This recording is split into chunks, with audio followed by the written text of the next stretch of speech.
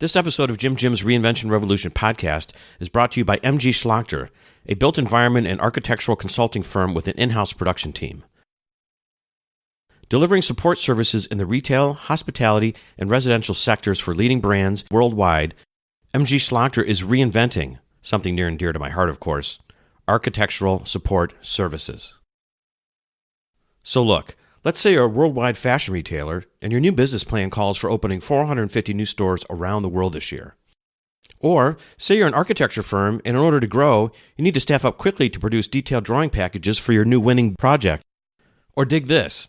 Let's say you're a national hospitality brand who's putting together a new line of boutique hotels and you've got to produce a massive amount of graphics, such as custom artwork, posters, or slide decks, both in digital and print. MG Schlachter serves architecture and interior design firms, retailers, construction companies, graphic designers, and brand managers. And with the way they're reinventing architectural support services, they offer production and strategic consulting. Their in-house production team understands the importance of accuracy and precision and can demonstrate the utmost care throughout the drawing and delivery process. And on the consulting side, their team consists of architects and international design consultants with many years of experience in design and construction. Suffice it to say that whatever built environment or architectural project you're working on, MG Schlachter can step in and help accelerate your growth. So, if you're looking for a built environment and architectural services firm with an in-house production team to help you reinvent your next project, check out MG Schlachter. Find them on the web at mgschlachter.com. That's mgschlachter.com, mgschlachter.com. Hey gang, I'm back from Florida, and I'm super excited to bring you this week's episode with Tom Belcher, where we're talking wine and spirits decanting. Yes, proactive decanting. Yeah, this is a little bit crazy because I don't think I've ever seen this before, this new product that Tom has invented. And I'm super psyched for it because I was just texting him, hey, I need a picture for the episode and such. And he's like, yeah, I'll get you those. And by the way, here's a discount code for everybody. So this is cool. I didn't know this was coming. But remember this, Jim 2019, so JIM 2019. Just go to the WinePRO2.com website and plug that in. And anyone who's listening out there will get a 50% discount. I know, 50%, that is huge. I mean, who does that, you know? Thank you, Tom. So I appreciate that for all our listeners and all friends of the show out there. So check it out, and you'll get a discount on his new product called the WinePro2, which is a proactive decanting system. So I don't think I've ever seen this idea out there before, and I think it's going to catch on like wildfire because it really makes an impact. And if you're not that familiar with decanting, which I wasn't, just listen to the episode. We explain what that is, what the state of the art is today, and what Tom's device does. We do get into a little drinking here on this episode, just fair warning. We did it on a Friday afternoon, and it was a lot of fun. So, Tom, thanks for bringing over your gear. But before we get to the episode, I just wanted to give a big shout out this week to Todd Cochran of the New Media Show and Geek News Central podcasts, which just recently got to go up there for the installation of his new studios that he built.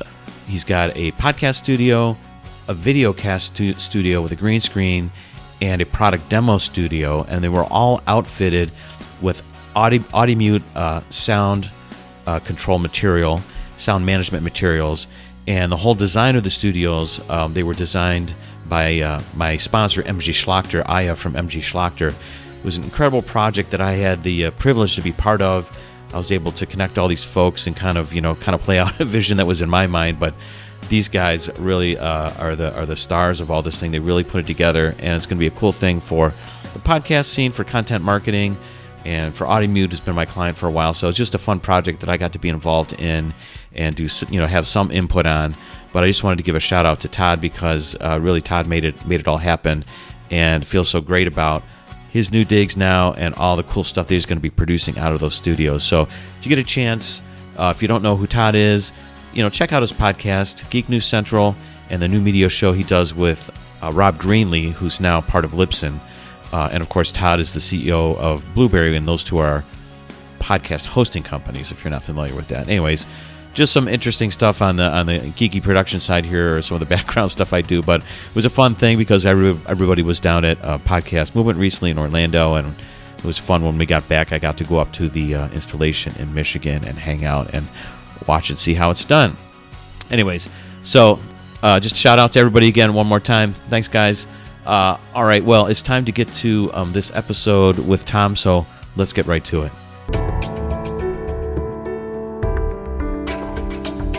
Welcome to Jim's Reinvention Revolution podcast, the show that explores reinvention in the digital age as it relates to career, creativity, and technology. Stay tuned for interviews with professionals, entrepreneurs, and creatives that have reimagined success and are making a pivot.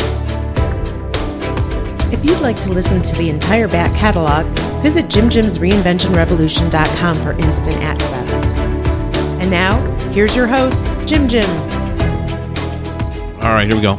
Friday afternoon, man. Like that already. All right, exactly. Hey, everybody. Hey, this is Jim, and welcome to episode 56 of Jim's Reinvention Revolution podcast.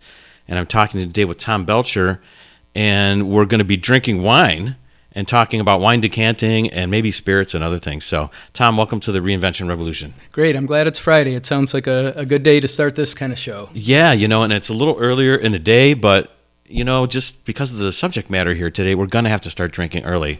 Well, it is afternoon, so I think we're okay there. Yeah, I think so. Anyways, hey, man, before we dig into things, we were trying to set this interview up for the last few weeks, but you were like heading to Spain or something last time I was trying to get you over here. How was Spain? Were you there doing research? Like, were you drinking wine over there, Tom? Well, I guess if you drink wine, it's considered research, right? Okay. So there was a little research involved. Okay. Basically a family trip, though. Oh, okay. Spain was excellent. It was a great adventure. Went with the family. Okay. Stopped in Madrid, Sevilla, and Okay. Barcelona, a few nights in each place. I see. Good wine there, of course. Yeah, for sure. Great food. I see. Did you make any connections over there for this decanting thing we're going to talk about here in a second, or no? No, I don't have an chilling. international patent filed right now, so I haven't been Okay. exploring out Okay. of the States here. Gotcha. I may do that in the future, I but see. I don't want to present it ahead of time. Right, I gotcha. Okay. Well, I was just curious because I was thinking like, oh, maybe he's going over there and maybe trying to find some customers or something while he's on vacation. Who knows what what you're into these days? Because speaking of that, we haven't seen each other that often over the last year or two, and we used to work a lot together. So I wanted to kind of cover that a little bit because I remember this goes back, I think, to 2007, if I'm correct, where we started working on this project. I had started consulting, and you were consulting, or what? How did you describe what you were doing at that point? Prior to that, I was working for another company that was involved with the automotive industry, instrumentation. That kind of took a hit in the mid-2000s, about that time, 2007. So kind of transitioned. Things were slowing down there, right, and looked for other opportunities, and that's Gotcha. when I moved into the other role. Okay, the other project. And that project was... we were working on this sort of integrated sensor, had a lot of different technologies in it, electronics and optics and physics and, marking these rods, which was a whole sort of body of physics unto itself of understanding chrome and surface technologies and laser marking and all that kind of stuff. And that was your bag, your area. So you were doing that for a while. And, well, we were all doing it, the people that were on the team. So we were all doing it for a while. But the project was starting to... I don't know, maybe hit a rough patch, or the champions of the project of the company that we were working with got shifted around, and so maybe the project was seeming like it was losing momentum. I don't know how would you describe how it started falling apart? Because we were there for quite a long time. It was probably 5, 6, 7 years, 8 years, maybe. Yeah, quite a while. Yeah. I think by the time I left, it had been 9 years there. Yeah. It started slowing down. I mean, we kind of developed the product, got it ready for manufacturing, and then. Sales is a big thing, and that's kind of what I'm learning with my product. All the engineering in the world, you can make a great product. You need a sales team behind that. Right. Maybe that was a challenge that we had. Right. Well, yes. These are all the reasons why I wanted to bring this up, because it's like, we grew up in the engineering world. I did, advanced development, although my experience was always a little bit more on the product side, I guess, so I was always more interested in the the marketing and the customer specifications and that kind of stuff, because I was always trained to do advanced development where you're really reaching out there. You kind of have to show the customer your vision. It's not enough to like just make it or whatever. Like you really got to like train them and make the market for your technology and all this kind of stuff. And I think the company we were working for, they didn't have experience in advanced technologies. That's one of the reasons why they had pulled us in. And so on the sales and marketing side, the vision, I don't think was quite there. It's still not quite there, I don't think, really, to like figure out how to train customers, how to show customers the value and pull it into the marketplace, make the market for it, essentially.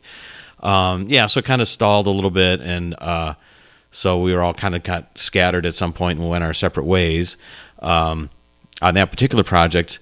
But what I didn't know at the time, which was funny to me, because we just got together last, a few months ago to start talking about, when I found out about what you were doing now, this WinePro thing, which we'll talk about, I didn't know that you were working on this or had the idea of it while we were all working on this project there for this larger company.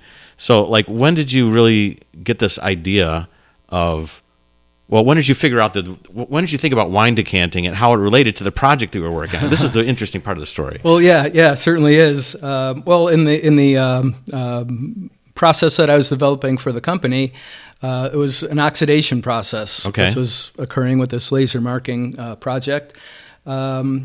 And about the same time, I've always been kind of a wine enthusiast. I don't know about connoisseur, but I always enjoyed wine. Mm-hmm. Have family in close to Napa out in San Mateo, so I've been going out there since I was in my late teens, early 20s, and continue to do so. And we happened to be in Napa a few years, I think it was 2008, and at that time, we were introduced to a new gadget called I won't use the brand name, but it's a funnel device that you pour wine through. It sucks air in, and they talk about aerating the wine and making it taste better. Engineering background, science background, that seemed also subjective to me. Like, where's the data? What's actually going on here? Yeah, you want to know what was happening. It's kind of like this little tornado, creates a little tornado in there as you pour the wine through.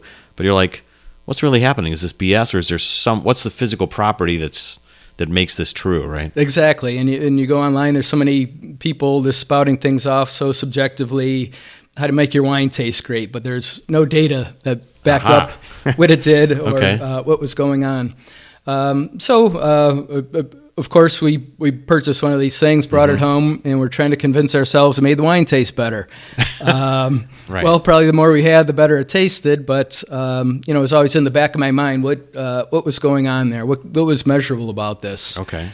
What's the physical principle that is supposed to make the wine taste better? So what happens, the traditional decanting method, before we even talk about these gadgets, the traditional method was to open your bottle of wine and you pour it into a widened-bodied decanter, a glass vessel that's widened. So Tom's holding up a big vessel that he brought with him. He brought all this gear. I'll take a couple pictures of it and probably throw it on the Facebook page, but it's a great demonstration of, traditional stuff. It's a wide body thing. It's probably almost maybe 10 inches in diameter at the biggest point where you pour the wine in, and the idea is what? So there's a lot of surface area for air to interact with the wine itself. So from my measurements, when you pop the cork on a bottle of wine, the traditional method is to pour the wine into this wide-bodied decanter, a lot of surface area, so oxygen dissolves into the wine. Right, got it. And that's why wine glasses usually are like wider and bigger goblets, and they want you to swirl the wine,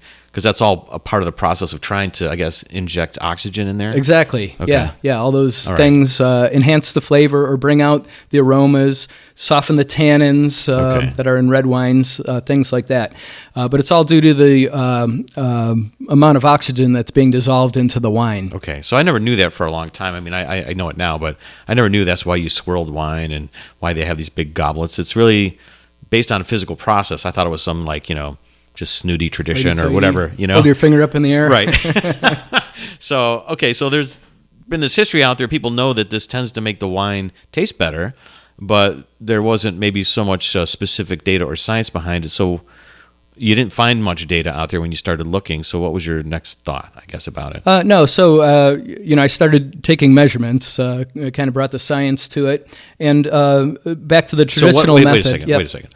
Well, how are you taking the measurements? And so this is the engineering part. Like you knew, like, hey, I could probably measure this. How did you figure out how to measure it? Well, I spent more than I do on a typical case of wine, and I went to Fisher Scientific and purchased a dissolved oxygen meter. Aha, okay. Very good. Which is used to measure oxygen. All right. So kind of piecing these things together.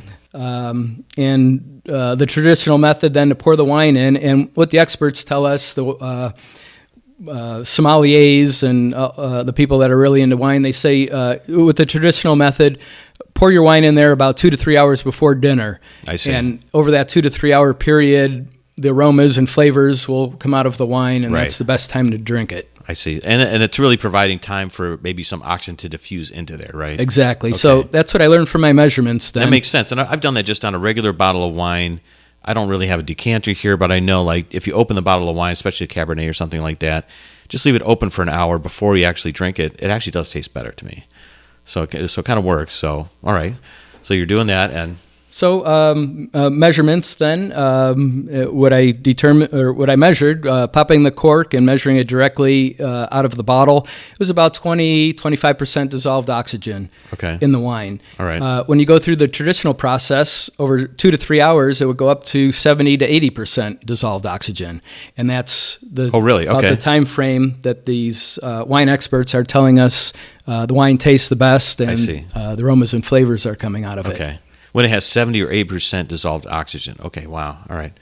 And in the air, I guess, I mean, I remember this from high school physics or chemistry or something like that. It's like the air is 78% nitrogen, roughly, right? Right, and 21% oxygen, some mixed gases. So like if you're trying to put more oxygen in the air, generally speaking, is just all nitrogen. It's a little bit of oxygen, but so that's going to factor into the equation in terms of how you're looking at it, right? How quickly oxygen will dissolve into the wine. Oxygen will dissolve, right? So you're thinking about this. You're like, you get excited about like, hey, I could measure this or whatever. But what was it about the project that you were working on, right? That kind of like started like connecting your worlds of like the engineering world, the project you're working on, and you're just interested in wine and like, hey, does this thing really work? Yeah, so a very interesting crossover with the engineering, with this laser marking process I have been developing. It was all about oxidation and encouraging oxidation for this process. Well, I learned... because you're using, just so people understand, you're using this laser energy, and when you were marking a metal surface of some kind, right?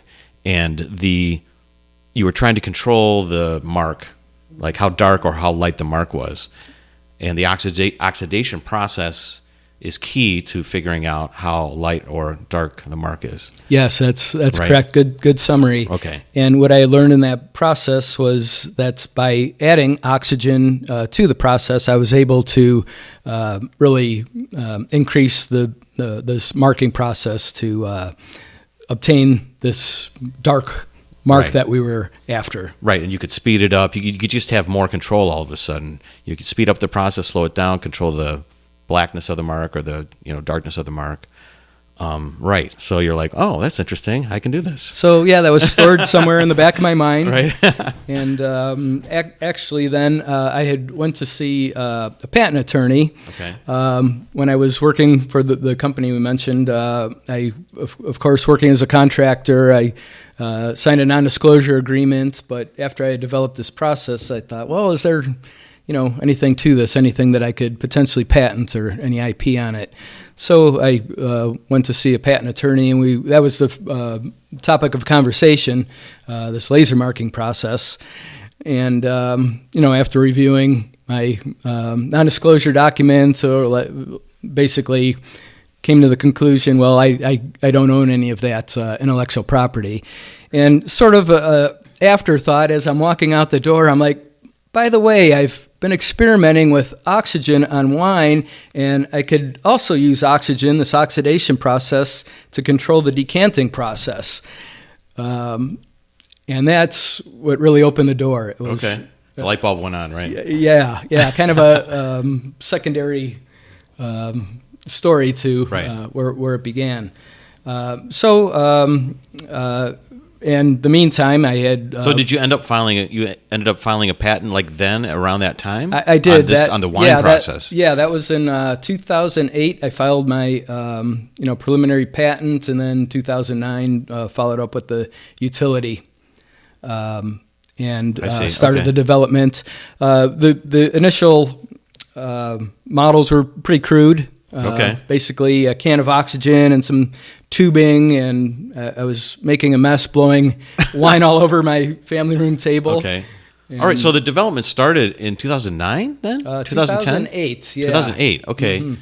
Were you, at that time, were you thinking like, hey, I'm going to make a real product out of this? Like, what was your vision at that time? Or you're like, you know what, I might get a patent, maybe I'll sell the patent off or license it, or you wanted to keep experimenting, obviously, right? What were you really thinking? Well, I was kind of upset with the subjectivity of somebody selling these gadgets that said it did something that I measured that didn't do very much. Okay. And I'm like, well, where's the science here? It's all this marketing. Right. I want to develop a product that will actually do what it says it does, and backed with data. Okay, so you really were feeling even at that point that I want to develop my own product. I did. Okay, yeah, cool. Yeah. And I have a lot of wine drinking friends that were all enthusiastic about it, and as I demonstrated it. Because back then you're still working full time.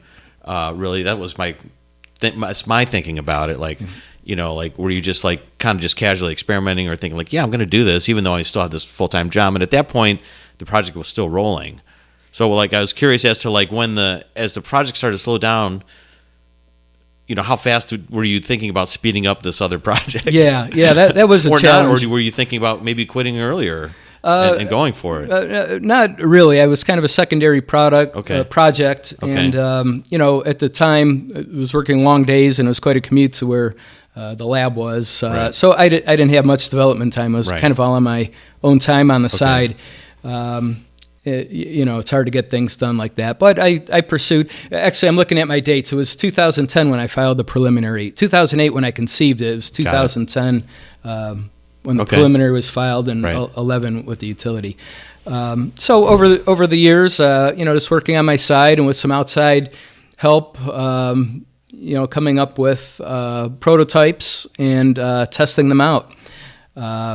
And along the way, I was always, relying on my wine drinking friends for feedback. Right. And I always got support there, so I thought it was worth continuing to throw money at to develop. Yeah, I got the encouragement. Right. And at this point, you're still got your full time gig, so you're like, hey, I got some extra spending money, I can, fund it a little bit, right, internally. Right. Okay. So when does I'm trying to remember now.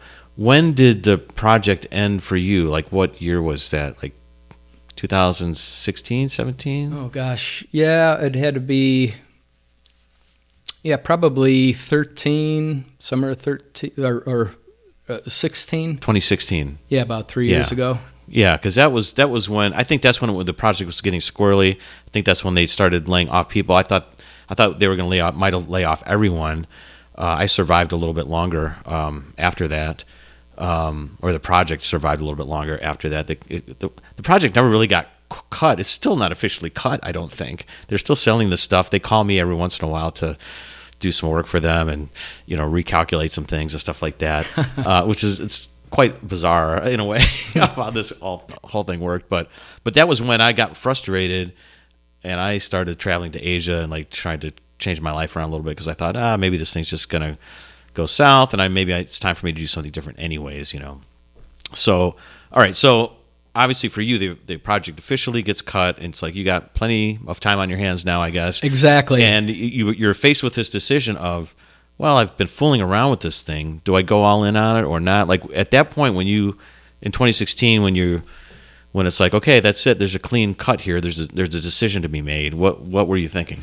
So I thought, well, here's my opportunity, to follow up on these ideas and the prototypes. And now I actually have some time to devote and to make calls and make relationships and do the development and, kind of open up doors by leaving. Nice. So that's really 2016 is when I started hitting it full time, and by 2 years later, actually a year later, I'm ordering my parts. I had most of the development done. I launched the product 2018. This is past November. Okay. So it's just it was fairly new to the market still. Yes, Yeah. right. Okay. And you know how long a project takes to, have engineering done and components made and tested, and before you go all in on your tooling, Right. and then a number of the parts, my tooling, the molding, and so forth. I have all the components made in Northeast Ohio here, all the plastic work.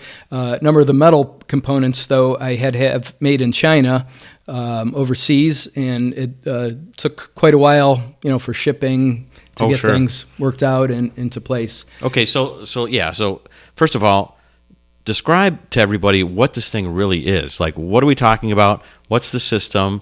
What are these little canisters that are sitting here in front of me?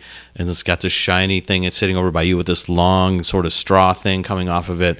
Like, what was your idea of, like, obviously you needed to figure out how to get more oxygen into the wine and maybe a way to do it quicker and demonstrate the benefits, right? So what did you come up with it? And this is a fully engineered, designed solution now. Right? Correct, yeah. So we talked about the traditional method of waiting around for wine to have air interact with the wine to increase the dissolved oxygen content. Right. Well, my idea was to put oxygen directly into the wine, concentrated oxygen. Okay. Not the 21% that's in air, right. but 100% or close to it, concentrated oxygen. So I developed a dispensing system that takes a cartridge of concentrated oxygen. It is dispensed through a kind of a special nozzle system that diffuses the oxygen directly into the wine through a special nozzle, which creates a very fine bubble. So these fine bubbles, what that relates to is a lot of surface area. And I see. Okay. What the process does, it allows the control over that dissolved oxygen content within seconds. So I could obtain, where the traditional method would take 2 to 3 hours, dissolved oxygen content to 70-80% in about a second. Second, so it injects it right into the second exposure. Yes. Okay. Nice. And then it also allows the user to be creative with this process, and actually you could super saturate the oxygen. If you go about 2 seconds, it'll go above 100% and then start, won't support it in the liquid, the wine, and then it'll start coming out of the wine and come back down to that 70-80%. Or by a shorter exposure, you can go from that, bump it up from a 20% up to 40, 50, 60%. You have control over the amount of exposure time. I see. Okay. So what's unique? So you can dial in the time on this device? No, it's how long the actuator is held. How long? Yeah. Okay. Oh, right. Yeah, you can hold it down. Okay, that makes sense. Yeah. Okay. All right. So just conceptually, so everybody understands what we're talking about. I mean, I can see it because I'm looking at it, but it's got this fine nozzle where the nozzle goes into the wine. And it's basically you're blowing bubbles into the wine, right? But the difference is of just taking a straw and doing it, right? You could do that, I guess, and it might work to an extent because you have some oxygen out there, just like the regular decanters work to an extent, right? But it's not the 100% oxygen, and it's not the right size bubbles, right? It's this concentrated thing's got a specially designed nozzle there to really inject it and do it quickly. So it's pretty interesting. I think it's like a breakthrough of having like a forced air solution. Like all these other solutions are passive, right? Yes, and actually I call the unit a proactive decanter because, and actually the name is WinePro2. The pro is proactive, and the O2, of course, from oxygen. Right. That's the uniqueness of this. We're a proactive process to take what it used to take 2 to 3 hours to actually perform in seconds. I gotcha. All right. Well, I'm going to ask you one more question before we can. So Tom brought all of his gear here today. So he brought the WinePro2. He's sitting on the table. There's a bottle of wine sitting on the table. There's some spirits, I think, over in that box over there. So we're going to try this on a few things here and see if it actually works. We're actually going to do the experiment right now, which is cool. But what I want to know is, like, I get the engineering part, the product part, the data part, the enthusiast part of, like, I like drinking wine. I want to figure this out, whatever. But it takes more than doing the physical design work, whatever, to do this product, like the sales and marketing is a big deal. Like to sell any product, right? Which you're figuring this out right now, I'm sure, right? And I wanted to ask about maybe this pivot or this reinvention in your mind of like, okay, I have to be this different guy now, someone that you haven't been that type of guy probably most of your career, right? How do you think about that part of it? That certainly has been the challenge. Yeah. The engineering, manufacturing, education-wise, that was my background. Sales and marketing is, as we mentioned with the other product we were working on, that's a challenge for anything. Right. So that's my challenge going forward, and I'm learning. I'm reaching out to people. Fortunately, I'm social with people. I like to talk to people, right, and have friends in the industry, and it helps to have connections. But. Right. I see. Well, let's come back to that because I'm getting thirsty right now. So I'm glad you are. I am also. So let's open some wine and figure this out, and take me through your demonstration of how you want to do it. Great. Let's pop the cork on a bottle of wine here. Perfect.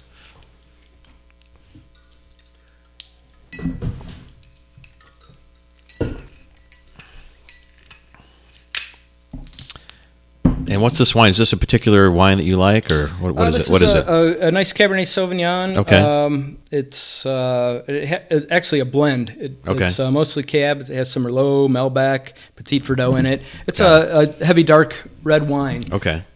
Which is pretty conducive to this oxygenation process.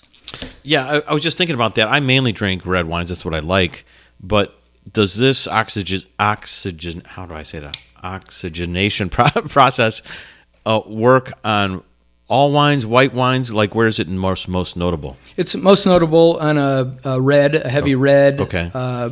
Both old and young wines benefit differently. Younger wines, they tend to need time to develop, and they still have gases in the bottle. So using this on a young wine helps to bring out the flavors. I see. Right. In an older red or a bigger heavy red, that's pretty notable by tannins, which are the chewy part in the wine that kind of sticks to your tongue. Okay. The dryness. Mm-hmm. The oxygen helps to break that up, round it out, and smoothen it out. Okay. So let's open this bottle. All right. There we go. All right. Nice. Little sound effect for the show today.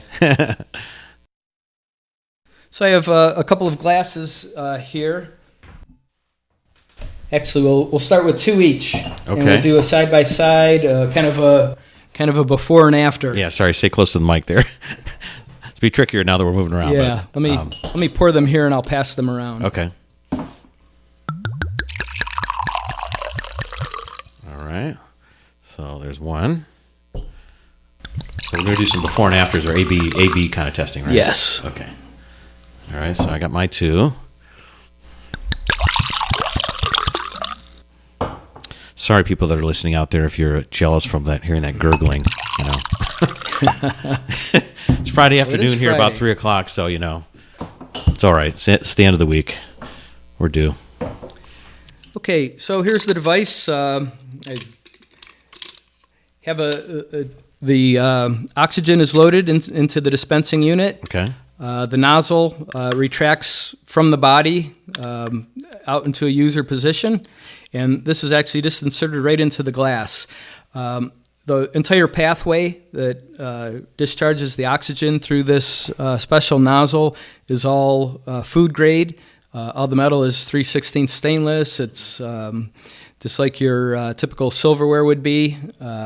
And it's cleaned the same way, just like you would clean your utensils. You can throw that in the dishwasher or something if you need to? Yes, or drop it in boiling water so you don't influence the taste with soap or anything like that. Good point. Okay. So I'm going to treat one of each of our glasses. Okay. I don't know if you can hear that. So he's puffing the concentrated 100% oxygen into the glass, right? Yeah, and that was a little less than about a second worth. Okay, all right. Let me give you one of those. Okay, so that's an after one I'll taste. We'll do it before and after. And then I'll do one for myself also. Okay, got it. Yeah, so it's like maybe 1.5 seconds that's all you're doing, right? Yeah. Okay. And I brought some additional glasses. You could kind of experiment, do a little more, a little less, and kind of hit it with an extreme to see what that does. All right, so we should have the. Yeah, let's start with the untreated. The untreated, okay. All right, cheers. Cheers. Here we go. All right. See how this is.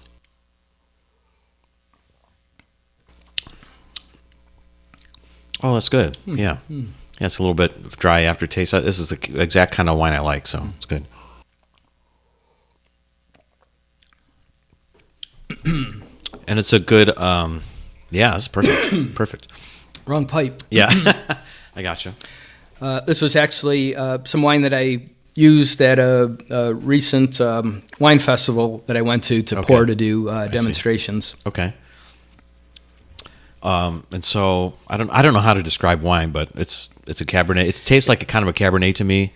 I wouldn't know the difference between a Cab and a blend, I guess, so much. But also, subtle flavors. This is mostly Cab. So when they put blends together, they intend to kind of round out the flavors and make them more approachable. So they're not pretty balanced, not jarring in any way to me. So all right, what do we do next? Okay. Well, here's our treated glass. Okay. All right. And I'm gonna see if it smells any different from the first one. I don't know if you can tell. Comparing the glass.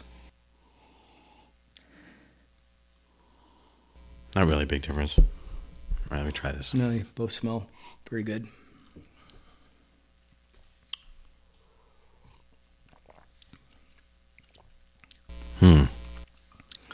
Now, what I note on my tongue or going back, maybe on the sides of my tongue, is more of a roundness or smoothness. Yeah, definitely. This is more compared to the first one. The first one, like I said, I didn't find anything in the first sip or the untreated one jarring or sticking out to me. But after I drink this, thinking about the first one that I drank, like this one's so much smoother and rounder. Where I thought the first one was. So like you're like, okay, wow, maybe So physically, what's going on? This when we popped the cork in the first glass that we tasted, there's very little oxygen dissolved, and what we did with that treatment, about a second or so, that would take it up to that traditional decanting level. Right, I see. Yeah, cool, man. Well, neat. So, how long does this effect last? Like, does it last then for, obviously for the length of your drinking it or whatever? Do you have to punch it up or something after a few minutes? No, actually, once it's dissolved in there, it will only continue to increase or level off to reach that equilibrium, about the 70-80%. Oh, okay. So the first glass that we poured, in a couple hours, it'll be to that point. I see. The glass we have here, it'll maintain about that 70-80%. If we did a little more, it'll actually start coming back down, releasing oxygen out of it. I see. Oh yeah, I went back and drank the first one. Now the first one is much more like punchy and it's got more attitude now. And the other one is just real smooth, man. It's that's the kind of the tannins, the tightness that you get. It's kind of a little more closed on the tongue compared to the roundness and all these subjective terms we use. It seems to bring out different amounts of flavor across the palate rather than specific or tight on the palate. Yeah, I could see that. Wow, interesting. So, what kind of feedback have you gotten from like real wine drinkers out there? Have you tell me the stuff that you've tried so far in terms of you have a website together, like you tried to release it, like have you put on a big marketing blitz yet? It's only been a few months since it's officially released. Usually there's like kind of a, what do they call it, a soft release or whatever, right? Right, and my initial kind of soft release is when all the product came together. Yeah. Just before the holiday season, November. So I released it then, and I tried some online marketing, social media marketing. Okay. And I got like zero return. Nobody knows what this product is. Oh, okay, right. There's nothing comparable in the market. That's right. So what I found the best way to showcase the unit is to put it in front of somebody, do these kind of side-by-side tastings. So I started going to wine shows and meeting people in the industry, and that's when I got my best turnover. People were purchasing them. They liked what it did. Okay. They got it. Right. So, to have it in front of you is different than looking at a picture online and, trying to right. figure out what it does or what the benefits are and I why see. you would want to put your money towards that. I see. Okay, so that's more effective for the moment, right? Because people, when something's totally new to the market, this was like, my background in doing advanced technologies, for example, there's really this big component of making the market. Like, people don't understand that phrase sometimes, but it's that thing where you wake up in the morning and when you're hungry or when you need clothes or when you need transportation, whatever, things just pop into your head. Like, hey, I think I need to buy a car. I need to go and get some new clothes, and you know what clothes are. I'm hungry. I want to get a steak for dinner. You know that because the steak market has been made. Everybody knows what a steak is. But when there's something really brand new to the market, it's like it takes maybe a year or two and a lot of viral marketing kind of things to like train people, educate people as to what this thing is and what the benefits are and all that kind of stuff. So exactly. It's like really hand-to-hand kind of combat on the streets to make the market for it initially before you can really market it at a large scale and see those returns, I think.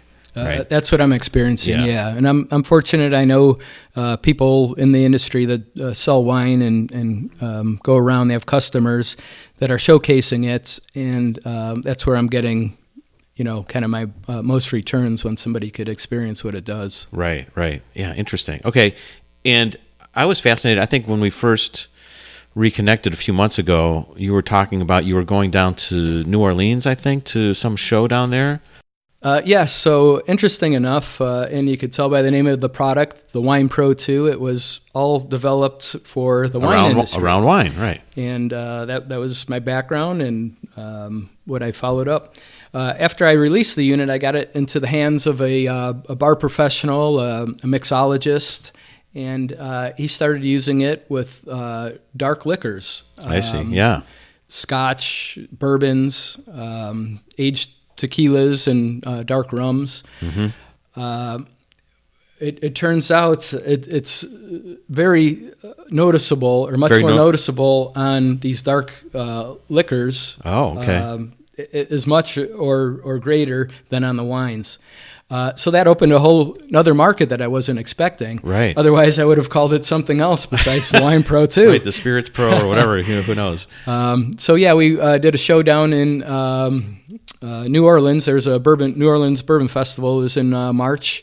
It was the Bourbon Festival specifically. Yes. Okay, I forgot what it was. Yeah, the event. All right. Yeah, nice. And I had this fellow that was such a proponent of it go down there and showcase it. Okay. And we got a lot of great feedback there, right, from people in the industry as well. I see. So that's fortunate for me. It opened up another market along with the spirits. Yeah, good discovery for you. So I also brought a bottle of, let's see, it's actually a rye whiskey. I thought it was a bourbon. What is it? Let's see what it is. It's called Whistle Pig. Whistle Pig, okay. It's a Whistle Pig Rye, and it's a 12-year, which is a pretty nice bottle. Wow, all right. So you want to try a sample of that then? It is Friday. Wow, this is a bonus. So I did not expect this. I thought Tom would bring some wine, but this is pretty serious business right here. Good thing we have some extra glasses. Right. Very good, very good. Hope I don't have to Uber home. Yeah. Right. That bottle looks awesome. We have Whistle Pig. I don't think I've ever tried Whistle Pig, but I do like bourbons and whiskeys, the darker stuff. So I think the lighter stuff is more for mixing to me, Yes, yeah. Right. That doesn't have the flavor in it. When it's aged, that's all from the barrel. So the device doesn't work on clear liquors like vodkas or that's just distilled. It's just the alcohol and water. So yeah, is there a real is it a chemical reaction that's happening with the oxygen? It's what's it oxidizing or whatever? What are the elements in the dark spirits? In the dark spirits, I don't know. I have I did not collect any data or measurement. It's all empirical and, right. and well, taste. This is new to the market for you, right? I mean, new to the new niche for you, I guess. Discovering it, so well, maybe that'll be another area of research for you. Well, at least right? Collect data sure is. Yeah. So I'm going to give you the two. Okay, man, he's giving me a lot of whiskey here. Two here, and I'm going to treat one of them. Right. I'm not responsible if I start slurring words or anything. It's all about the WinePro today. Guess what? Our oxygen can is running low, but I have another one. Okay. Well, yeah. So this is an interesting system in that you develop the cartridges specifically for this what do you call it? A decanter system? Yes, the proactive decanter. Okay, the proactive decanter, right? So it's kind of fun. I mean, you have the decanter. And then, oh wow, look at that! Yeah, nice. That thing's fully loaded now. And then the cartridges. So if you run out of cartridges, just go buy new ones or whatever. Yeah, and the cartridges. People always ask, is it expensive? Well, one cartridge will go a long way. It'll decant a full case of wine if you figure 1 second exposure per glass. You get 4 to 5 glasses per bottle. I see. A case of wine, 12 bottles. So you have a full 60 seconds of discharge time. Okay. So one canister will last up to a full case of wine. I see. Wow, nice. The canisters, those. We could talk about that another time. Yeah. Let's just keep drinking. All right. So we're gonna do the untreated one, right? Okay. So let's. Cheers. I only have one Cheers glass, to that. and mine's untreated, but I'm going to let you experience the treated and untreated. And make sure you smell the aromas of this in the glass. Oh, yeah. This is... Okay. So this is a rye whiskey, and they call it barrel proof, which means it's wow. All right, released at a higher proof. It does have a kick to it. Yeah, definitely does. Whew. It's clearing my sinuses right now. Just looking at the bottle, what do they say? This is... Whew.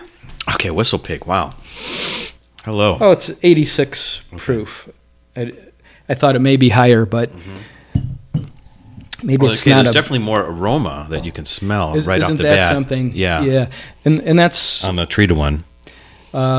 That's the barrel aromas and flavors that come out. So it'll be interesting once you taste that. First one smells more of just kind of alcohol smell in a way. And the second one smells more just the flavor, aroma. It's less alcohol smell, actually. Yeah. Okay, here we go. I'm not going to say anything. I want to get your opinion. That's interesting.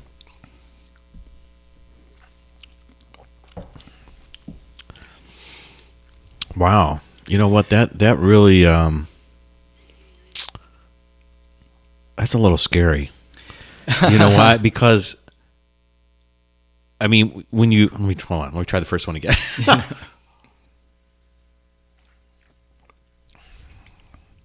Wow. Yeah. Okay. So this is much more dramatic to me than the wine. I mean, the wine definitely can, taste the difference. But wine is not as edgy as bourbon or this rye, right? It's much higher alcohol content. That's right. It's hot. It's hot. Yeah, it's hot. That's a good way to describe it. And so when you're drinking whiskey, you're like, whoa, you can tell. It's like you get a little kickback, a little burn. Stings the nostrils. Yeah, cleaning the sinuses, whatever, right? As I was describing it. Man, the treated one, it's like, oh my God, it's just so smooth. You just drink it. You just drink it right down. I didn't want to put those words in your insane. mouth, but that's right? Really what a difference. How hot it is out of the bottle, and how that really smoothens it and brings out the aromas and flavors of the barrel. So even if this, what a difference, not only the taste, but if you put your nose in the glass and give it a smell. Yeah, like I said, it smells less alcoholic in some fashion, but it just really, you're just smelling the flavor or the aroma of it. The barrel flavors come out. The barrel flavor, vanilla and that's pretty interesting. The woodiness. Wow, there's art and science coming together right here. That's cool. And all for you got something there, Tom. And all for a fun product. Yeah, exactly. Fun industry. Right. Based on passion and having fun and whatever. Wow, really cool. Well, we got a few minutes left on the podcast. First of all, thank you so much for bringing this over. This is cool. It's a great way to spend a Friday afternoon. But, I have a couple questions that I'd like to ask everybody that comes on the show. At least I've been doing it, for a few of the episodes now. Just kind of get at sort of maybe the mindset and how you're thinking about the world these days. And one question is about technology, how you think about technology. Now, you've been an engineer, you've been in labs, you know science kind of things and, meters and devices and those kind of things. But it's a little bit different when you start having to interface with the social media world, online world, the digital marketing world, etc. How are you thinking about technology now based on your experience of, okay, I developed this product, I got to start interacting in the world in a different way? Well, it's certainly amazing what social media has done and the outlets that we have now. This is new to me too. I'm, an older engineer and trying to get Reinvent a product yourself. out now. Right? Yeah, for sure. But it's amazing what could be done now. Social media, podcasts. Right. There's a lot of avenues to reach people now. Mm-hmm. So that's something I'm learning now and trying to explore and use that as a marketing tool. How are you tackling it? Do you have like a marketing resource that you work with, or are you doing your own sort of website development and strategies online, or how do you think about it? I had hired out a service for the website and also doing online marketing. Okay. I've kind of pulled back on that because I find this kind of double-edged sword. I mean, the ability is there to market, but people really have to know what the product is. Right. And I've realized now my challenge, I have to go in front of people and show them exactly what this does so they understand the product. Right, exactly. So perhaps, as time goes on and it's the product becomes hopefully more popular or out there for people, if they understand it, then maybe the social marketing will be a better tool to use. Then you can throw more fuel on the fire that way. Yeah. Right. I gotcha. Well, in tackling all this stuff, I think it's maybe like I noticed it about myself, for example, since I've always been in an engineering world, advanced technologies, you're always creating, thinking about doing new things. Maybe this wasn't that much of a leap or that much of a pivot in terms of trying to develop a new product, right? Because you kind of just had this, you knew how to do the engineering part, for example, for sure, right? You could reach out to these different resources, knew how to do the design things. But how do you keep your mind open to continuing to change or pivoting or being able to embrace something like this? Not everybody would do this. For example, people might have the idea. People might just say, I'm going to file the patent. I did some research. But to actually execute all this stuff is another level. So how do you think about that? Yeah, you really have to hold the course. And in fact, I didn't bring it up, but when I filed that patent in 2010, 2011, the utility, I just received a word from my attorney this past month that all my claims were approved and my patent is going through. Oh, nice. So I have the patent. And, this is 9 years later. Right. It was a long path, right. And it was an expensive path also. Yes. For legal fees and so forth. So really, holding the course. If you have the vision and you get good feedback, it's a product that people will make a difference for people. Then that's what kept me going to pursue. And you mentioned it's just funny, like all the twists and turns in life. You never know kind of where the road's going to lead. Right. When I developed this product, I thought, well, this is it. I'm going to continue on, and maybe this will be my entire future. But I don't think that's always the case. You come up with ideas, and you have other things to explore. Sure. So I think keeping an open mind and holding the course is you need to do both makes of those, a difference. Right? Yeah, for sure. Well, for me, it's like there's so many interests that I have. Kind of through the podcast, I'm trying to integrate them a little bit. Where I like business and entrepreneurship and technology, but I like playing music and I like traveling. So there's like a few things I like to do that I want to keep exploring. I don't want to like shut down and any of those. And I think staying the course or staying open to trying a lot of different things just helps me in the end in terms of like whatever project I run into. So the next client I get from consulting, or the next music gig that I get into, or whatever it would be, or the next country I travel to, gives me more experience of figuring those things out more quickly. Well, I got two more questions for you. So before we get out of here, and one is through all this experience of figuring out, hey, maybe the right thing to do is to keep your mind open, keep embracing change, whatever. What's a recent, or maybe thinking about this whole process, this 9 years, whatever, a reinvention revelation that you can share with everyone, something that you learned about yourself, or maybe about this new business endeavor that you wouldn't have predicted, like you wouldn't have thought about, before you started and dug into it now. Yeah, very interesting. I think it would be, my engineering background, manufacturing. I thought, well, I could make this great product. There's some challenges, but they're all doable things. I've got experience, using your past experience in education. But then, there's always crossroads and hurdles to overcome. Even reaching out to people, trying to get feedback. People aren't always on your side, they don't always call back. They don't always return phone calls. You really have to be persistent and continue to make calls and reach out to make things happen. For an entrepreneur out there, it's a tough road, but it's a rewarding road. You really have to hold the course. Right. Yeah, I get a lot of, I guess, joy. That's why I do it. Fun in creating, you know what I mean? That's what it boils down to for me. I've always been more on the creative side of things. That's what I liked about engineering and technology development, as opposed to processes or manufacturing. I like the development part, the creative part, as well as music and those kind of things.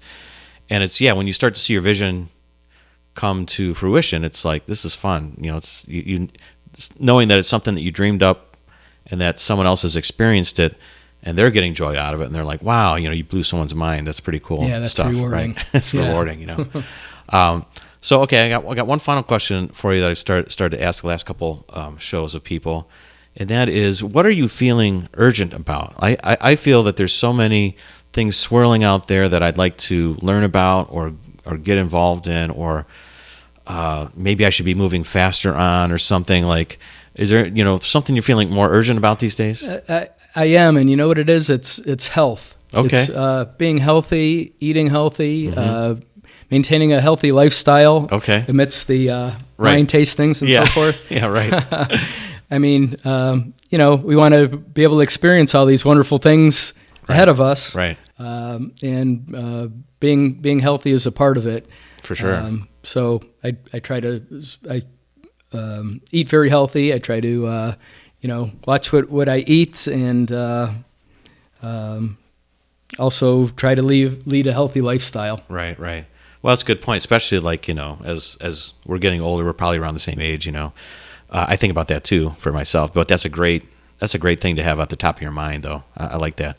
Well, Tom, it's been great having you on the show. If people are interested in finding out more information about the WinePro, or getting in touch with you, or talking spirits with you, or whatever they're into, where would you send them? Where would they go? Yeah, please come to the website. It's WinePRO2.com.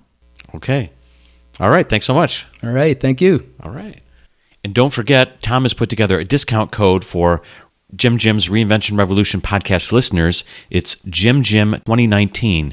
JIM 2019. Just pop that in at checkout on his website, and you'll get 50% off. Thank you for listening to Jim's Reinvention Revolution podcast. If you want to hear more, join our mailing list at jimjimsreinventionrevolution.com. See you next time, and remember, the revolution has just begun. So dig in, embrace the process of reinvention, and start realizing the success you've always dreamed of. Hey, revolutionaries, if you enjoyed today's episode and today's guest, let them know by commenting on their Facebook page, finding their Twitter handle or Instagram feed, and letting them know you heard them on Jim's Reinvention Revolution podcast, and tell them what you got out of the episode, what you really liked, or how they inspired you. I know they would get a kick out of it, and will help others find the same value that you found.